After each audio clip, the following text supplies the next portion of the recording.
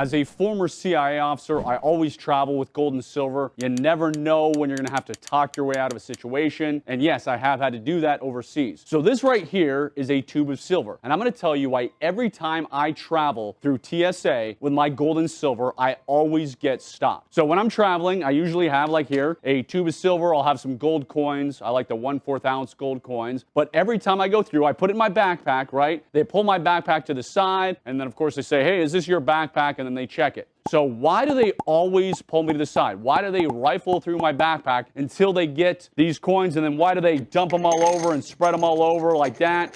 So then I have to clean up after myself. Well, the reason that if you are carrying a tube of gold, a tube of silver, you're always going to get stopped. Well, not always, because TSA, we know, doesn't do their job half the time, but many times you're going to get stopped is because metals, gold and silver, are too dense and they can't see through them. So they can't see through there. That's why they take my tube and they dump it all over, because they want to make sure there's nothing hidden in there. There's obviously nothing that I'm not allowed to fly with. So it's the density of the metals, which is why TSA stops them. They go through them. Now, you could, if you wanted to, save yourself the hassle and pour them out before you go through TSA checkpoint, meaning pour them out in like the cup or the bin or whatever. I don't like to do that. I don't want everybody seeing all my metals loose. I don't want my metals loose while that's going through there and I don't have control of it. So that is why I always keep in my backpack in a bag, goes through, and then it gets pulled to the side. I'm totally fine with that. Checking it that way doesn't matter to me. So you should travel with metals. You should travel with gold and silver because, like me, you never know when you're going to have to get yourself out of some kind of crisis. And since people always ask me, probably like the most common question I get is, Jason, where do you buy your gold and silver from? Good question, because there's 1,000,001 scams out there. But there's a company that I've researched, vetted, and I use personally. I refer my friends and family to. They are called Advantage Gold. If you go to the link below, you can click on them. So Advantage Gold is who I trust. So please buy yourself some gold and silver, because with inflation, with the way the economy is, it's only going to go up in value. It is a great investment. And remember, if you fly,